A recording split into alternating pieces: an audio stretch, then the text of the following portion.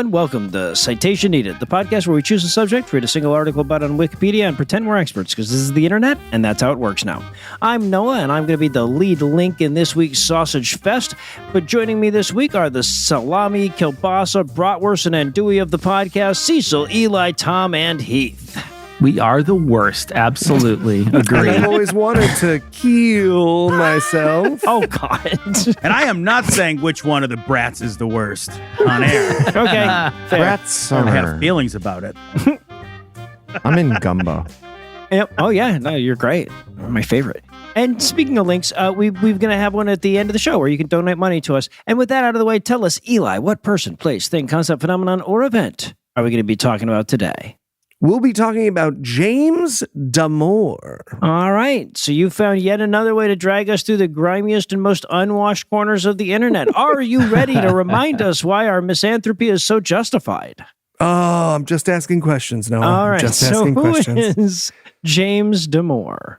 He's an edgelord tech bro who CC-alled Google about how women have lady brains who can't think as good because he had to go to a diversity workshop. Okay, so I only vaguely remembered this guy from 2017, so I Googled him, and I actually screamed when I saw him. I was like, he's scary. He looks like a men's rights Koopa Troopa. Like, it's a great metaphor. All right. So he's got this weird lip thing going. So listener, I want you to picture a set of lips where at the end of the adventure, we're going to realize that those lips are where the key went the whole time, right? That he was the treasure. Yeah, he was the treasure. So look, I started this essay with the intention of writing out a bit of James's story, and then I figured the meat of our episode could be us just making fun of his stupid, obviously wrong memo. But then I figured I'd chuck in a little "where is he now" postscript onto the end. And it was in search of that postscript that I found something far better than a simple retelling of James's tale. An article published in March of last in Barry Weiss's post-New York Times pre-head of CBS gig, The Free Press, entitled, "What Happened to Silicon Valley's Most Infamous Thought Criminal?" by Joanna Berkman. And when a website that sports headlines like "The Lost Art of Taking the Piss with Richard Dawkins" and "Bridget Bardot is dead, why are we scolding her?" steps up to the plate to tell this story, all I can do is step aside and let them tell it in a way that's way funnier than I ever could have dreamed of. So, with thanks to Joanna Berkman, let's begin. Luxembourg City, Luxembourg. Yeah, that's all of Luxembourg. You can just say Luxembourg. We know what city it is.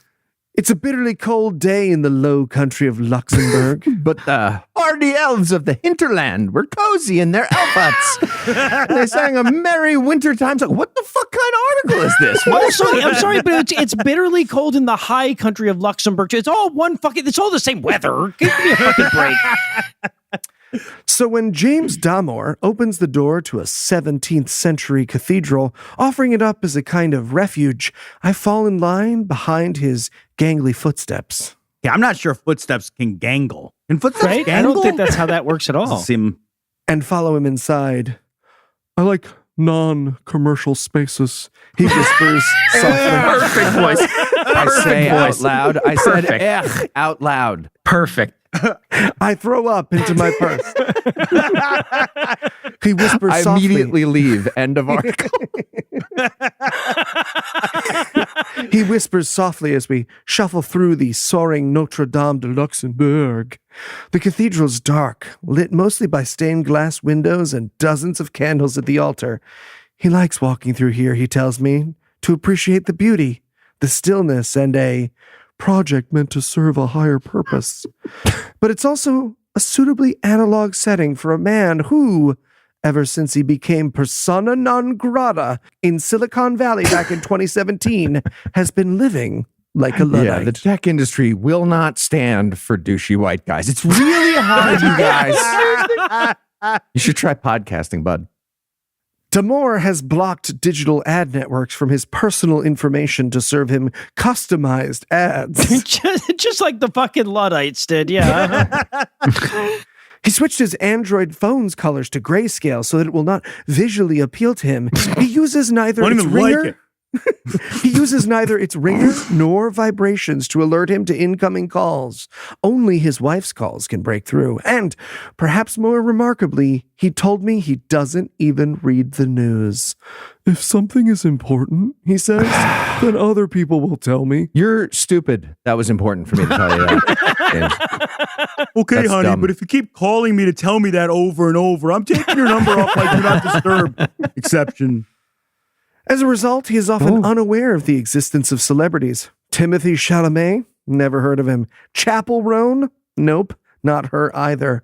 But what surprises me most is that Damore has never heard of Dylan Mulvaney and the controversy over the trans influencer's involvement with Bud Light. Me not knowing is never notable to me, he says. I'm used to my stupidity. My wife calls to remind me of it all the time. He has had very good reasons to log off. Well, if you don't know who Dylan is, you definitely know the person who got famous for protesting Bud Light and Dylan. Their name is Kid Rock. I don't know if you can believe that. Their name is Kid Rock. Kid Rock got mad enough at a case of Bud Light that he shot murdered it. it with an shot it. AR-15 and made a best. video. Yeah. You don't get to have guns if you do. If you are crazy enough to murder Bud Light, nope. No guns for you. He also then got caught drinking Bud Light like a couple of months later, and he was like, they've suffered enough. I just really like their lager.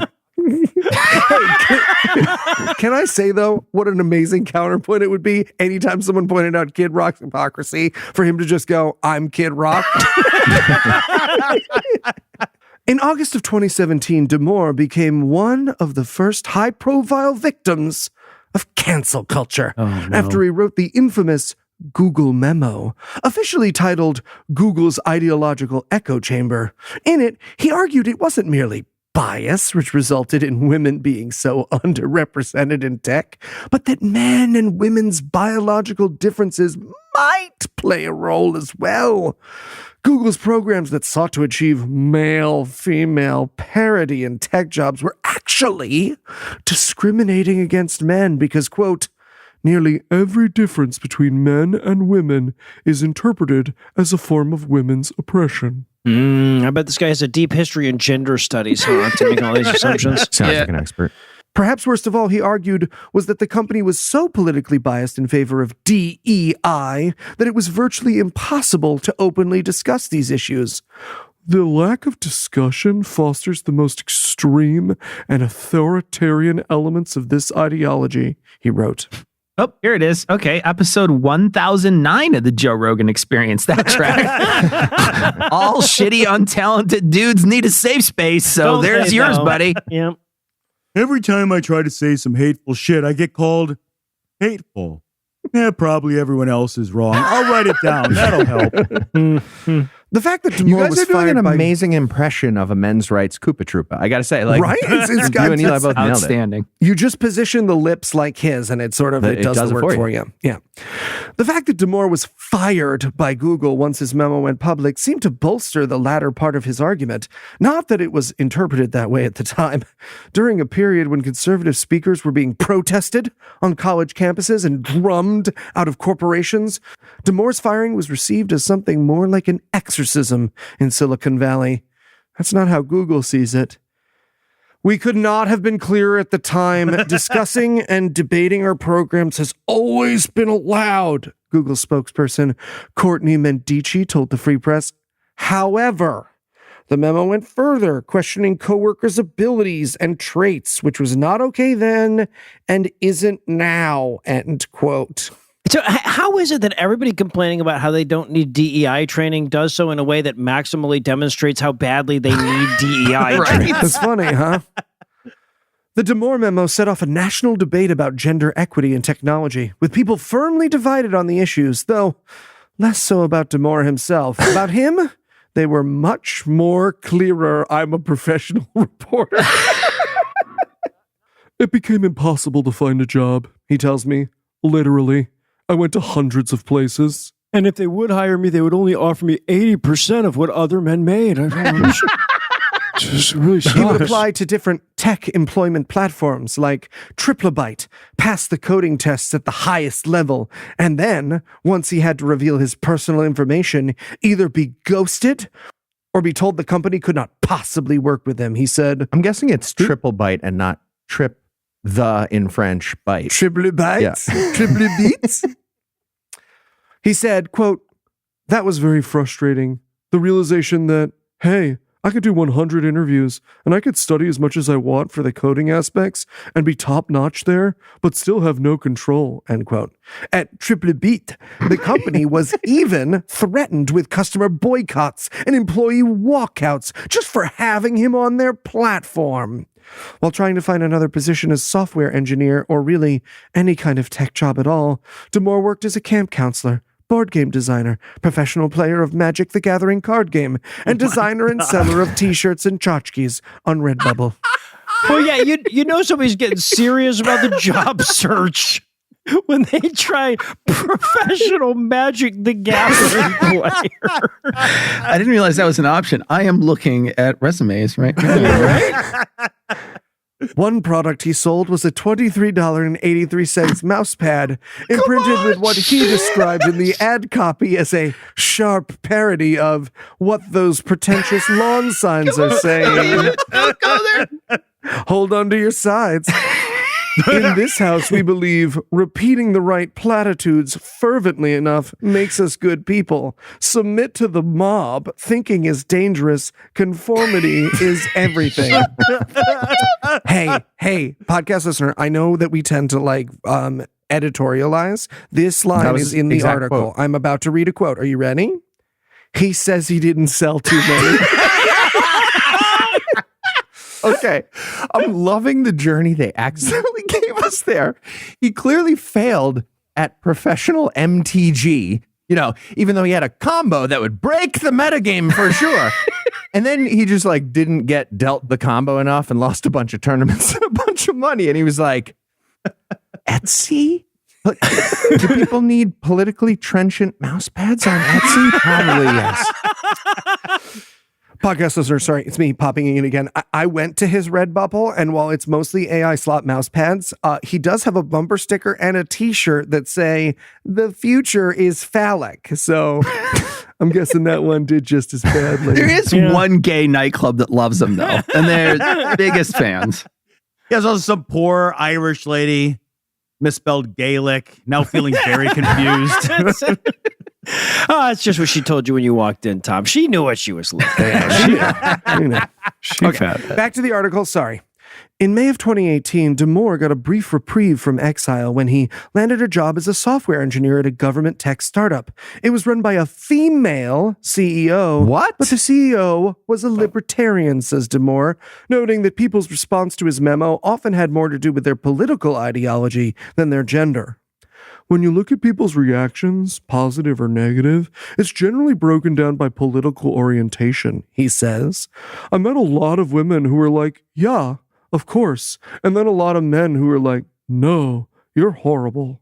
Obviously, horrible. there's more men that are of those political orientations than women, but the defining factor was still politics. The startup eventually moved from Silicon Valley to Austin, Texas, where taxes are lower. And so Damore moved too. He remained in Austin even after he left the company because he fell in love with a Mexican-American fashion designer who lived there. She was unaware of the whole Memo scandal until he informed her. She looked me up and thought I'd be like a big tech bro based on the articles. What she found instead, he says, was someone who was sincere. Maybe too sincere sometimes. Yeah. I just call him like I see him as bad if all your takes are bad. It doesn't work so well when you're calling bald strikes and slur words. Like that's not going to go well. Well, also, if your takeaway from I was so sexist that I was too toxic for the tech industry is, well, maybe I'm just being too honest, they should just name the blacklist after you. Yeah. Demoratorium. Oh, that was good. Mhm. Nice. The couple married Should 2 we give years him a ago. cheers? Yeah. Don't give it to him. He wants it too hard. It hurt. He It wants hurts. it so hard. Honestly, if you hadn't offered it, it wouldn't have hurt as much. I wouldn't have thought about it. In May of last year, Cecil, cheers for holding it. In May of last year, in May of last year, then expecting their first child, they abandoned the U.S. for this tiny expat-saturated sliver of northwestern Europe so that Damore could take a job as a senior software engineer at a European tech company. He will not say which one, out of fear that making his presence known there will cause controversy and could even result in his ousting. That said, some of his colleagues already do know about his past, he says, and nobody really cares, and the people that care don't know. Hopefully. Hey, Luxembourg listeners. Eyes out for a Koopa Troopa in a fleece vest. Yeah. Could be easy to spot. I feel like the fucking Luxembourg tech industry is small enough for us to root it out, right? Right? I feel like we could do some work here. During his long period away from the public sphere, Damore has become what can fairly be described as a digital hermit. When we met on a Sunday last month, Damore hadn't been on X since September of 2023, when he posted about a poker game he had created. But on February 21st, a few days after we met, he posted about the so-called vibe shift in America. It was a simple line: time vindicates the truth. Looking at the current state of our culture and our politics, it's easy to understand his conclusion. Hey, maybe make a mouse pad that says might makes right next time. Oh, there you go. One of us, all of you, click. Jesus Christ.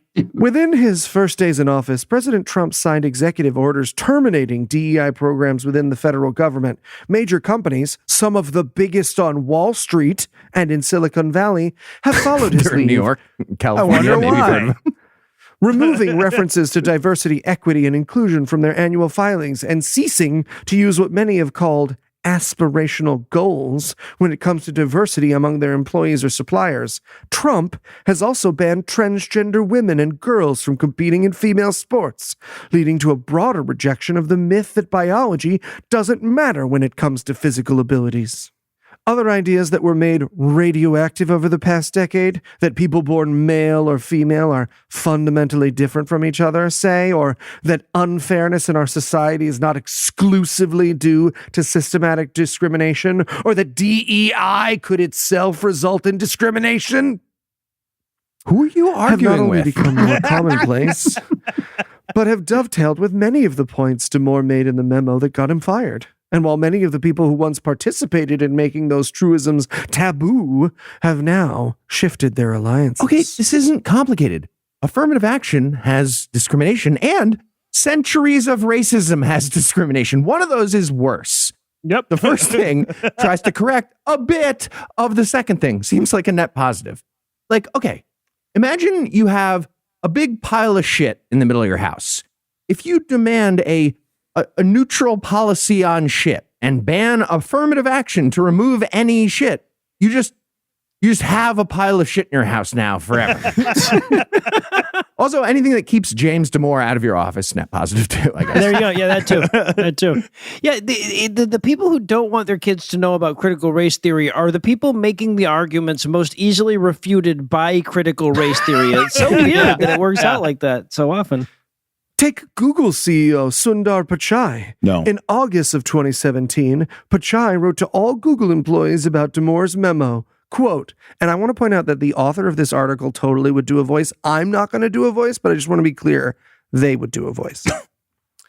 We strongly support the right of Googlers to express themselves, and much of what was in that memo is fair to debate, regardless of whether a vast majority of Googlers disagree with it. However, portions of Damore's memo violate our code of conduct and cross the line by advancing harmful gender stereotypes. The memo has clearly impacted our coworkers, some of whom are hurting and feel judged based on their gender. Our coworkers shouldn't have to worry that each time they open their mouths to speak in a meeting, they have to prove that they are not, like the memo states, being agreeable rather than assertive, showing a lower stress tolerance, or being neurotic, end quote. But Pichai left out many of the disclaimers in Damore's memo, including these. I'm not saying that all men differ from all women in the following ways, or that these differences are just. I'm simply stating that the distribution of preferences and abilities of men and women differ in part due to biological causes. Oh, you see, guys, if I put in a qualifier before I tell you why 50% of all people are less than the other 50%, then I'm just asking questions. Right. Yeah. Well, it's so weird. He also didn't stress that James did his own research, right? He added, many of these differences are small, and there's significant overlap between men and women, so you can't say anything about an individual given these population-level distributions. Google fired Damore 1 month after he first posted his memo in an online company forum. And Damore sued in 2018, alleging workplace discrimination. The parties... Workplace discrimination, am I right? Exactly. The parties settled in 2020 for an undisclosed sum. Hi, listener, it's me again. So weird. I guess the folks at the Free Press were a little busy and forgot to report this part. So the day before James was fired, he filed a complaint of coercion with the National Labor Relations Board, which is a federal agency that's supposed to enforce labor laws. It's illegal to fire someone for filing a complaint with the NLRB. So it's a thing that assholes do all the time when they know they're about to get fired. He eventually withdrew that complaint, but not before a memo from the NLRB was released saying that his complaint was bullshit and he was a liar. Jesus Christ. Yeah, the world is too woke. Everyone needs to toughen up. You fired me and it hurt my feelings. I'm suing. Yeah. Anyway, women are neurotic. Also, just a couple of quick details on that lawsuit. He and another different bigot at Google actually filed a class lawsuit accusing Google of various forms of discrimination against conservatives, white people, and men. They withdrew that suit and opted for arbitration instead. And to be clear, that sum could have been $0. And based on the fact that James immediately started looking for a job again, I'm guessing that it's closer to that number than not. Well, it could have been that he got a load of money and he just has an expensive designer, quote, mouse pad habit. You don't know.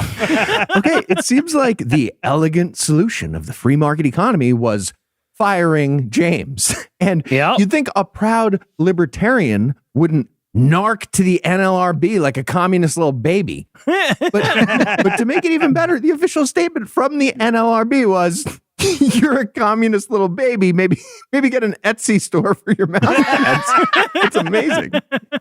Sorry, back to the article again. So according to Google, when employees, no matter their politics, violate its code of conduct, the company takes action. Citing as a recent example, Google's dismissal of dozens of employees who protested the company's business ties to Israel in April of last year. So their message is like, look, we can't be a bunch of lefties and support a genocide, can we? Come on. Exactly. When I asked whether the company would have treated Damore differently if it could go back in time, a spokesperson told me, "We stand by our decision." This January, Pichai stood on the dais at Trump's inauguration beside Elon Musk, with Google donating $1 million to the celebrations. Soon after, the company announced it would no longer push hiring goals for underrepresented groups and would be reconsidering DEI policies. I don't think he's necessarily a true believer in either system, Damore says of Pichai. I think he blows with the wind, but that's sort of your job as CEO, right? To take on the interests of the company rather than your own personal vision. Yes, that is what a CEO does. And firing you was in the interest of the company. Like, I could do your job with vibe coding at this point, and like I would do way less company-wide bigot memos. And like, so if you really want a white guy, I'll do, a little better. Not a zero number, but it's close. Yeah, exactly. Google's shift is only the tip of the iceberg. The move rightward is happening across Silicon Valley. Also at the inauguration were Sergey Brin, Tim Cook, Sam Altman, Jeff Bezos, and Mark Zuckerberg. Yep, that pretty much matches my Arya Stark list too. Just pencil in Peter Thiel, man. We're good. Yeah, I'm not sure when the fire sale on government policy went up, all the billionaires got in line makes the point you think it makes. Right? 10 days earlier, Meta announced that it was ending its DEI programs, and not just with regard to hiring employees, but also choosing suppliers. The company also donated $1 million to the inauguration. So did Amazon. And when Amazon released its 2024 annual report last month, less than 3 weeks after the inaugural, the words inclusion and diversity, which had appeared in 2023 report within the section entitled Human Capital, were no longer. Hey, Joanna, relax. All of which is to say, the time may be ripe for the vindication of James Damore. Fuck you. Finally, all these brown shirts I ordered are going to come in handy. All right, but if the charge is he's sexist, sexism winning doesn't change that. Yeah. Yes, it does. But Damore himself is unconvinced. I'm not sure what vindication feels like, he tells me flatly. We are now sitting in the basement of the adorable Café Bora on the Rue du Fossé, and the French song Parole, Parole, translation, words, words, which is a duet that Damore loves, is playing on the sound system. He's saying, "Oh, you're so beautiful." She's dismissing him. It's just words. You don't have Damore to translate it. translates. At this point, I have consumed cheese cream. What is happening? Sorry, let me do this straight. I gotta do this justice, Joanna. I'm so sorry. At this point, I've consumed a cheese crepe, several Diet Cokes, Chocolate, and a peanut butter. speculous cookie that A he had told speculum me cookie? It's a different kind of cookie, Tim. that he told me tastes better than it looks. Open up. He was right. Meanwhile, the ascetic Damore has indulged in nothing more than tap water. Hey, fuck you. The only thing being indulged right now is your fluffing of the word count. No kidding, right? Well, also your fluffing of Damore. I Yeah, guess. that's Okay, too. all right. That two too. things. She ordered a full ass crepe, multiple beverages, and dessert while he stared longingly out the window. I'll be fine with just water. My mouse pads don't sell. Okay. So, do you think it's like proof that you were right that Mark Zuckerberg was going for a divorce? Sorry, my mouth is full. Do you know if they do a double here? If I do 2-2-2 as a gesture, will they bring me 2 grapes on top of 2 grapes? On top of 2 grapes. In attempting to illustrate, This is why I prefer non-commercial spaces. In attempting to illustrate how the old order has been upended, I make reference to Musk's recent White House press conference in which he spoke at length of what he was doing to slash alleged government waste and fraud, while his young son X was standing beside him, and at one point sitting atop his shoulders. But Damore didn't even know that Musk had held such a press conference. I mean, I knew he was part of a campaign, he says. Almost Yeah, offensive. Doge went great, and James is vindicated. Solid point in the article. Then he turns philosophical. I think it's always been rich people that have influenced elections and have been intimate with the government. I think there probably have been some social norms around not flaunting that Trump doesn't care about anymore. Also news to Damore, his own lawyer, Hermeet Dillon, who sued Google on his behalf, is moving up in the power structure as well. Dillon was nominated to a post in the Trump administration, and the Senate Judiciary Committee just advanced her nomination to a full Senate vote, which would take place later this month. Her proposed new title, Assistant Attorney General for Civil Rights. Yeah, that passed, by the way. That's her job now. And apparently that job title, Assistant Attorney General for Civil Rights, means you're supposed to prosecute anyone who investigated the January 6th insurrection, like do that civil rightsily.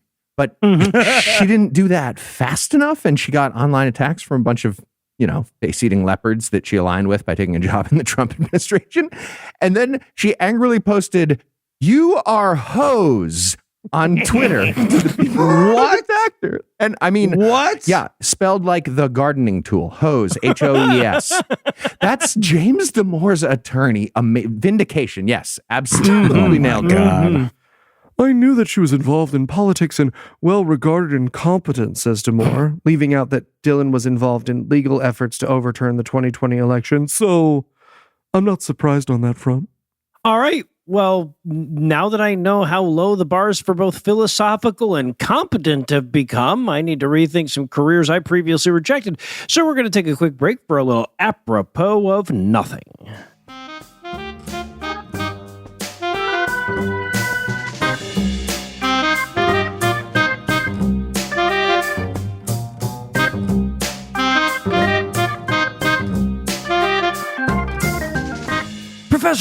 Professors, I've got terrible news. What is it, Kyle? We're busy in here studying feminism and black stuff. Feminism and black stuff, yes, of course, but I'm afraid Another white guy with absolutely no training in our field of study figured out it was totally fake. Damn. Not again. How? I'm afraid he just wasn't afraid to ask questions. He watched videos on YouTube and it's all right there. Damn. How do these white guys on YouTube keep figuring out our stuff is fake when literally no expert anywhere ever has? I know. I mean, we are faking every paper and study we have ever done, and we indoctrinate 100% of the people who check our work so that they never speak out. And then this white guy comes along and he sees that actually racism and sexism are just stuff we made up so we can put chicks in Marvel movies. That is all accurate, and it's infuriating. How do they keep doing it? Oh, I can tell you that. How, man? How? It's because they're brave. Brave? Yes, these white men, they're the only ones brave enough to say, hey, I know absolutely nothing about the subject, but it feels like that's not true, so I'm going to take it down from the inside. And they do, with their bravery and their YouTube. And YouTube, of course. All right, well, I guess we'll just have to cancel him by reporting on the things he says and does. Says and does, exactly. Yes, it's an underhanded trick that only people as evil as us could use. But it's a necessary evil if we want to put ladies in Marvel movies. And we do. So much. Oh.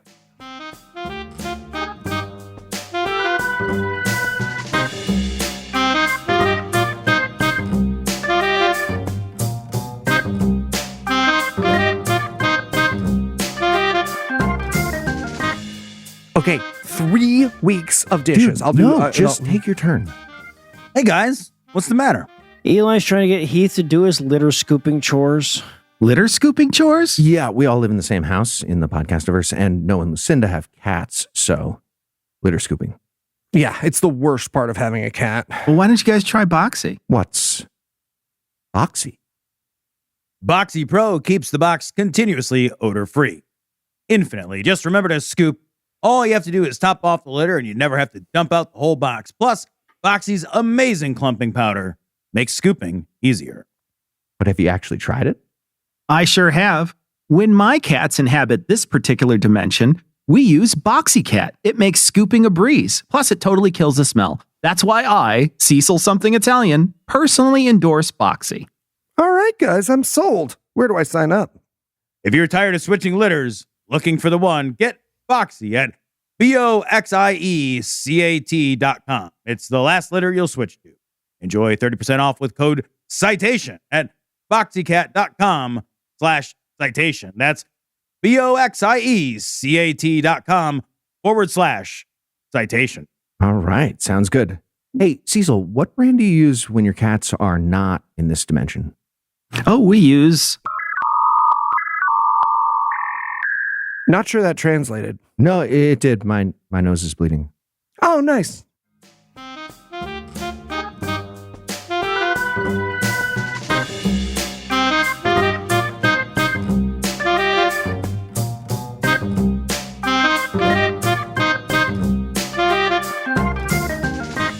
And we're back. When we last left off, it got to the point where a white guy just couldn't get 85% of the high-paying jobs anymore. What's next, Eli? Given his equanimity, it is striking to think back on what happened to the now 35-year-old. Damore's banishment from Silicon Valley began, he says, with a seemingly simple request. Give us feedback. It was 2017. Trump had just been elected to his first term as president, and the women's resistance, which would crystallize into the Me Too movement, was arguably the strongest political force on the left in those first months after the election. At just 28 years old, Damore had recently been promoted to his $500,000 a year job as a senior software engineer at Google when he spent the day at the firm's Diversity and Inclusion Summit. That's where, as he recalls it, members of Google's leadership team discussed how, in order to boost diversity in their ranks, the company was lowering the minimum coding test scores and giving preferential hiring to women, as well as to men who were neither white nor Asian. Absolutely not, a Google spokesperson tells me when I share Damore's description of the We didn't have a summit. policy about all of Asia, for example. We've never given preferential treatment in our hiring process. We've always hired the best person for the job. Hey, End I quote. think Google is lying. I don't think they hired the best people. They hired Blake Lemoine, for example, who said their chatbot was literally sentient in 2022. Now, okay, now he might be right, but I feel like he got lucky. In 2022, he was Well, wrong. they hired this asshole. The best It's true. people. It's true. But according to Damore, Google's public stance at the time was that they were, quote, trying to make the company more welcoming and then doing their best to recruit women and underrepresented minorities, end quote. They just weren't publicly detailing how. To him, the approach, he says, Google executives described at the summit seemed problematic. They were elevating political correctness over honest discussion and diversity over merit. That's wrong, says a Google spokesperson. We had public aspirational goals and published an annual report with programs for everyone to discuss and debate, end quote. But one example of this reverse discrimination, says Damore, is the program the company had to help you overcome imposter syndrome, which is pretty common at Google, and which affects everyone, he says, not just minorities, but white men like him, too. As someone who didn't have a traditional computer science background, Damore says, I had imposter syndrome. Not so much that I didn't decide to overturn the consensus of a whole field of academic study without so much as reading a fucking book about it, but I did have it. I had it. It's bad. It's really bad. But no, these programs were only for women, so it felt like they were losing a lot of potential career development within their employees. Damore had been working at Google for 3.5 years by this point and was, at least on the surface, a typical Google software engineer in that he had both dazzling intellectual gifts Relax. and also some social deficiencies. For example, he could play 4 chess games simultaneously while blindfolded, something he's Sure. been able to do since about age 12. I can visualize things. I mean, it's mostly edgy mouse pad designs, but other things too. I'm a very stable genius. He went on to say. Also, everyone can play chess blindfolded. I could play 1,000 games blindfolded. I just did. I'm doing it right now. You have to name a win condition there. Yeah, right. Move the horse First off, to the horses. right. He has a natural ability for understanding large systems and figuring out the best way to make changes to them while simultaneously preserving their overall integrity, a skill well suited to managing computer networks and writing code. Personally, he was somewhat unsavvy and valued speaking the truth over how another person might feel about it. Okay, that is literally just a different way of saying he was an asshole. Right? Like, that's what the term asshole means. A lot of people have Asperger's who can do this kind of work, Damore explained. It's definitely overrepresented within tech.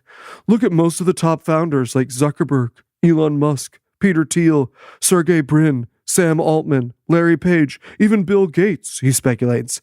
Not all of them openly admit it, but some have, like Elon Musk. It's at least clear from someone that knows the science that yes, they're on the spectrum, end quote. At this, Damore, ever so subtly, sucks his sleeve. Sam Altman has denied having Asperger's. Okay. As a fellow spectry with James, I do get it. Sleeves are good. Sleeves are delicious. Yummy. Identity politics are bad unless it's my identity. I will now performatively stim for your article. Also, nobody calls it Asperger's anymore. We got rid of that. But what made Damore an outlier at Google was the fact that he had arrived at its Mountain View, California headquarters not as a computer science graduate, but rather a dropout from a Harvard PhD program in systems biology, where he earned his master's studying the interconnections between evolutionary biology and game theory. you could see different individuals of a species playing different strategies within a game, and how they perform affects the evolution of a species, he says, referencing a paper he co-authored on the topic. You could apply it to any species, but he notes, it's easiest with bacteria. During the spring of his second year in grad school, he signed up for Google Code Jam, an international programming competition, and performed so well that the company recruited him for a summer internship. That internship ultimately led to an offer of full-time employment. For Damore, who had gone to the University of Illinois Urbana-Champaign for his undergraduate degree and grown up in Chicago, not the fancy northern suburbs of John Hughes fame, but rather in the city's southwestern suburbs with cornfields in his backyard that were slowly being replaced by sprawl. The job was a ticket into the American tech elite. Fucking small town America, Chicago. Fuck you. It's Orland Park. What the fuck? Get the fuck out of here. He came from nothing. He sold nothing. Fucking swollen head baby Tom's walking to school past his house. I am in squalor. Which goes a long way towards explaining why Damore believed it was a sincere invitation when the Google DEI Summit organizers asked participants for their feedback. Inspired, Damore decided to draft a critique of the company's hiring policies and its corporate culture. Like the academic he had once been, he spent the next couple of weeks, when he wasn't busy coding, doing research and writing his paper, the 10-page footnoted Google's ideological echo chamber, how biased clouds are thinking about diversity and inclusion, was the result. Okay, the invitation to give feedback is such a good trap if they meant to do this on purpose, to just like root out the assholes who might write a 10-page footnoted paper with that title. Although he did give the document a title in the Google digital shorthand, Go/PC considered harmful, Go being the beginning of many personalized URLs at Google, and the statement that an item or topic is considered harmful being a common term in computer science discourse. I value diversity and inclusion, Damore states in his memo. I'm not denying that sexism exists and don't endorse using stereotypes. Despite what my words and actions might lead you to believe. My next word is however. Yeah.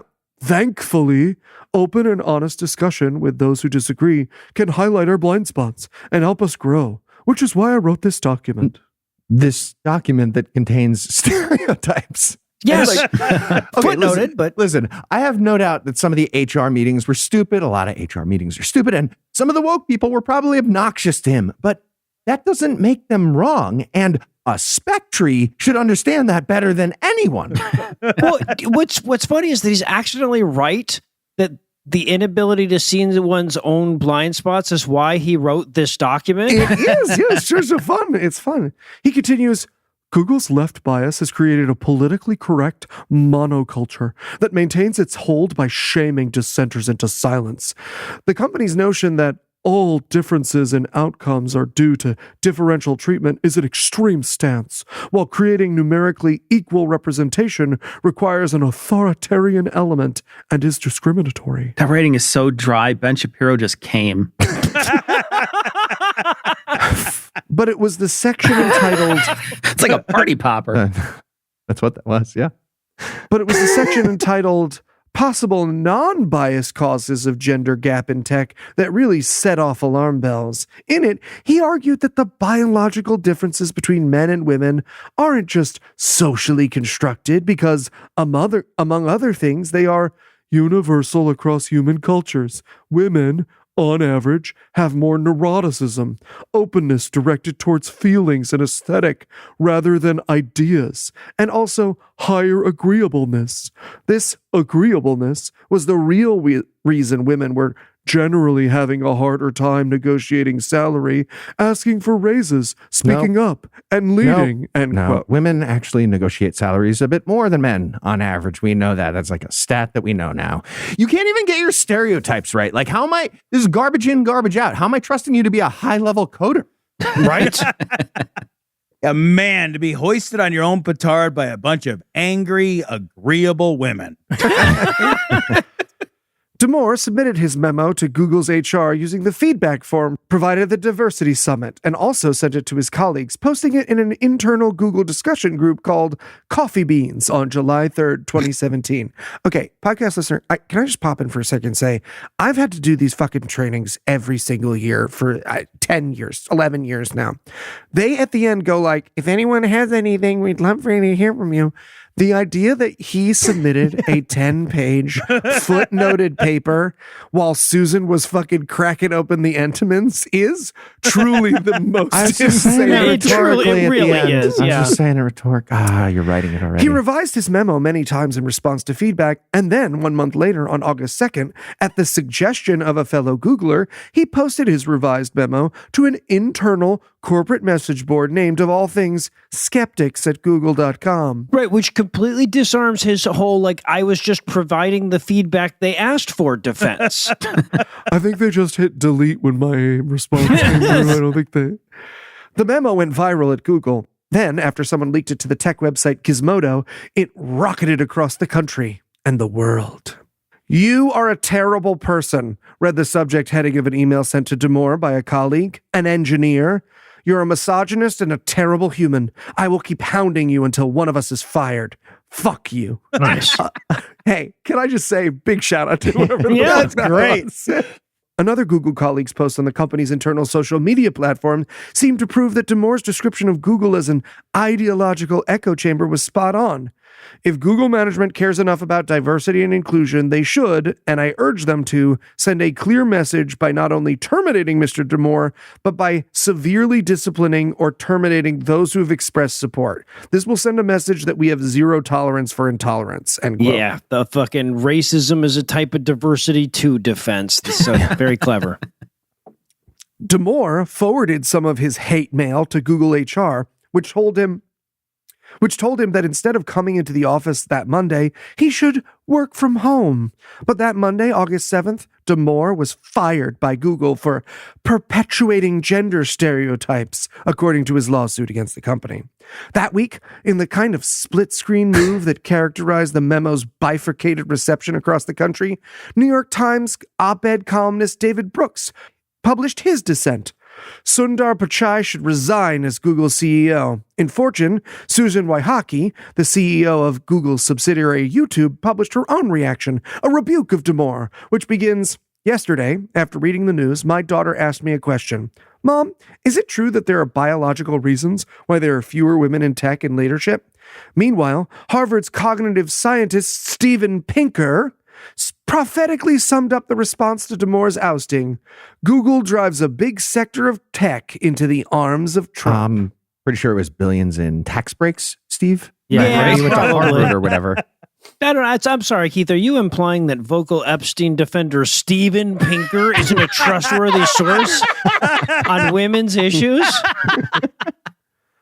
Looking back on it all now, Damore thinks his point, that some men at Google needed the same kind of leadership training and support that the company was offering only to women, got lost in the shuffle. "It's just impossible to ask for training and support for men," he says, "because then you're seen as whining or a misogynist as I was." Why won't this male-dominated field ever think of the men? He whined neurotically. But what about the commonly held belief that his memo said, or at least implied, that women couldn't code? When Damore was at Google, only about 20% of the U.S. tech employees were women. By 2024, 27% would be. It's amazing that in only 7 years, the number rose 35%, probably due to evolutionary biology. That's what it is. Yeah, the Yeah. agreeable excuse got bred out. "The short answer is no. I did not say that," Damore tells me, but he concedes, "I think it was easy to misread. I think, especially if your model of the world is that there's a sexist group of men that are trying to get women out of tech, then you might read what I was writing as having been written by one of those men. I think people can read the same thing and get a lot of different interpretations, and I think that was clear from some of the coverage. Two sides were just talking past each other." What has changed since 2017, he says, is that people now feel much freer to speak out. A shift he attributes... Well, not women, but Yeah. A shift he attributes to wokeism.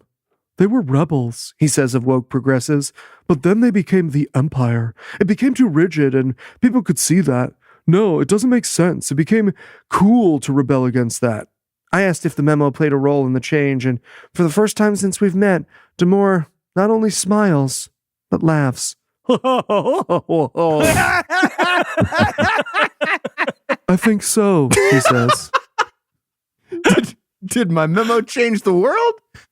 Yes, it definitely did. It did change the world. But I'm just a simple man who wrote a memo and invented mousepad activism. Not all heroes wear capes. Some of us flee to Luxembourg and start an Etsy store. When I asked Damore if now, nearly 8 years later, he still stands by his memo's arguments, he tells me he does, but points out that some of the biological information he included wasn't in his original draft. At first, he says he wanted to focus on the idea of ideological conformity, people feeling silenced, they don't speak their mind, that's bad for business and bad for solving the issues that you're planning to solve. The biological stuff came after people were commenting and saying, "What examples do you have?" Damore said he tried to explain to his Google colleagues that women and men tend to have different personality traits, but the response was, they only have those personality traits because society is treating them differently. Adding in the biological information, he says, was the only way to stop that infinite loop of it's sexism all the way down. Well, short of listening to that argument, that is. Okay, that's weird, that description. It sounds like a lot of women spoke up and were not agreeable. Like, I don't know how that's possible given the facts of the biology of the uterus, but like, that's what I'm hearing there. It's crazy, yeah. In the weeks and months following the controversy, Damore fought back, or tried to, with a slew of media appearances everywhere from CNN to Joe Rogan to even an interview with alt-right figure Milo Yiannopoulos. I was just very focused on trying to correct the record, says Damore now. How can I rectify things? But in an era when words were considered violence, Damore had simply drawn too much blood. A photograph of him wearing a white shirt featuring Google's distinctive multicolored logo spelled out instead as Gulag, a gift from photographer Peter Duke, who Damore did not realize is known as the Annie Leibovitz of the alt-right, sealed the deal. Into exile he went. My inspirational story will make an amazing mousepad design someday. Well, let's see. When life hands you lemons, a woman should make you lemonade. Oh, well. Don't give me any ideas, Tom. Jesus Christ. They call her Clanny Leibovitz? Since then, a few people have acknowledged that serious mistakes were made. Kelsey Piper, who writes for Vox's Future Perfect section, recently defended Damore on X. His memo, she wrote, was not only basically correct, women are less likely than men to become software engineers, and this is not only because of bias, but also, she notes, had a painful in hindsight quality of earnestness. You want more women in tech, and I think you're mistaken about how to get there. If I show you some published psychology research, we can actually design better means to your goal. James Damore, Piper concludes, was egregiously wronged. Oh, guys, it turns out he was just asking questions. We've judged him so harshly. When I read her tweet to Damore, he is, as usual, pretty even-tempered in his response. I wish more Sorry, sleeve. I wish more people were willing to... That was my sleeve. It's a tasty sleeve. Don't be judgy. He's a spectre like me. I wish more people were willing to say that 8 years ago. But how did that tweet make you feel? I ask later. It's nice to be recognized, he tells me, but I've learned not to base my feelings on what people on the internet say about me. Has anyone who criticized or shunned you apologized, I ask? Not that I know of, he says. In contrast with all the drama of his past, Damore's new life in Luxembourg is quiet and consists of mainly three things: reading Harry Potter in French in order to improve his grasp of the language, working at the unnamed tech company, and spending his time with his 6-month-old son, who he likes to put in a fabric wrap while taking him on long walks in the Petrucci Valley below the cathedral. Okay, I know it's not Petrucci. But that fucking rules. It's like he's hugging me, he says. So he lives a fairy tale life and nothing bad happened to him. Yeah. Wow, the bodies that fucking woke culture leaving its wake, right? God. I don't know. I mean, he had to listen to Joe Rogan talk for an extended period of time. Yes, that's true. That sounds He had to awful. sit That'd be across hell. from Milo Yiannopoulos for a Yeah. while. So Also, yeah. James, I had a 6-month-old. He actually hugged me. You not getting any hugs there, bud? He shows me an adorable post-bath picture of his smiling son. He has my wife's very big eyes, says Damore, but we think his mouth is similar to mine. The key fits right in there. He's And it trying is. so hard.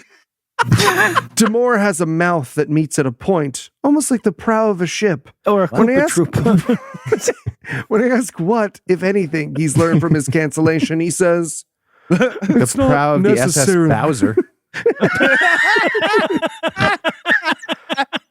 When I ask what, if anything, he's learned from his cancellation, he says, it's not necessarily any snappy thing, but I learned not to believe the corporate propaganda fed to us and not to really believe what I read about in the news, and that there's just ways of framing almost any event to fit your narrative. He gives me an example from our own conversation. We've been talking for hours, he says. I'm sure you could pull in isolated sentences to make me say whatever you wanted. It's possible, right? She's going to make you sound good, so I guess it's possible. Yeah, right. He's also philosophical about our new age of rebellion against wokeism, which itself began as a rebellion against the mainstream. That made it cool, he says, but then it itself became Yeah, the mainstream. rebels became the Empire, Star Wars, whatever. We get it. You already did this way. You already ran this play a while And ago. it became commercialized, and in many ways it became oppressive and too rigid, and so then it became cool to rebel against that, and it was overthrown. But it'll come back, he cautions. There's many factors that will play into this, he continues. Trump's general outlook seems to be more inward focused, like some of the anti-globalization stuff. It would point to a more stagnating culture, which will make outward-looking views more interesting to the intelligentsia, right? And so it'll become popular again, end quote. I ask him what he means by it. Cosmopolitanism, he replies, which is what wokeism was a part of. When I asked Damore what the fuck that sentence was about, when I asked Damore if he could imagine moving back to the U.S. at some point, he says that yes, he would, in order to be closer to his and his wife's families. But if he stays in Luxembourg for 4 more years, he can become a resident. And there's so many things he loves about living here, like the fact that Luxembourg is a walkable city, and so he doesn't have to own a car, and public transit is free. I live in a castle, he adds. Seriously? I ask, before remembering he got a large settlement from Google and thinking the money must have gone far. An undisclosed settlement. From Google. But he just laughs and throws his arms out, becoming more animated than he's been all day, gesturing to the plaza on which we are standing, the many tall trees, the charming old buildings, and the giant clear sky above. The whole thing, he says, is a castle. Oh, Princess Occupant. you gonna finish your sleep? And if you had to summarize what you learned in one sentence, Eli, what would it be? The more you know, the less trouble you would have been in. There you Oh go. my God. And are you ready for the quiz? Only if it treats white and men equally. Yep, it sure does. All right, Eli. Who's the real victim of the story? A. Luxembourg. B. The entire community of reputable mousepad artisans who have great products. C. Cecil and Marsh, who might have to watch a 3-hour conversation between Joe Rogan and We're James going to have Damore. to. Stupid. Or D. Nobody. Some guy wrote an all-company memo with his shitty political hot takes and he got fired. That's what's supposed to happen. There's no victims here. Think it's E, all of the above. Wow. Okay, Eli. With canceling all the DEI initiatives, what's the most popular drink at Google's break room now? A. Flat white privilege. B. Swiss misogyny. C. Pale male. Or D. Alt Sprite. Oh, well done. Oh, I got to go with flat white privilege. Correct. It's really good. Alt Sprite's my favorite. All so good. Oh, pale male is fantastic. All right, Eli. We don't make fun of that. James. All right, Eli, James. He's got sucks. the whole sleeve in his mouth, guys. It's to the shoulder. I'm worried Ethan's going to choke. You know, I have a lot of sleeveless sweatshirts. They weren't always. Didn't start out that way. All right, Eli, James. Well, James sucks and is a boring milquetoast nobody the world forgot about 10 minutes after he made the news. A, true. B, true. C, true. D, true. Or E, all of the above. Oh, I'm going to go with E, all of the above. I thought that would throw you. it looks like true. It looks like Eli is the winner and gets to choose the essayist for next week. Oh, I would like a Tom essay. All right. Well, for Tom, Heath, Eli, and Cecil, I'm Noah. Thank you for hanging out with us today. We're going to be back next week, and by then, Tom will be an expert on something else. Between now and then, you can see more from Heath on his solo YouTube channel, Are You Gonna Finish That?, in which he approaches random strangers on the street and asks if they're going to finish that. I've spoken into existence. Now it has to exist in the world. He has to do it. We also do other I can podcasts just that are start real. filming it. Like I'm And if you'd like to help keep this show going, you can make a per episode donation at patreon.com/citationpod or leave us a 5-star review everywhere you can, or both. And if you'd like to get in touch with us, check out past episodes, connect with us on social media, or check the show notes, be sure to check out citationpod.com. Fellow trans people, I have terrible news. A billionaire figured out that we all made ourselves second-class citizens so that we could sneak a peek at her snatch while she peed. Damn it. Who told her? Graham Linehan. Damn his sanity.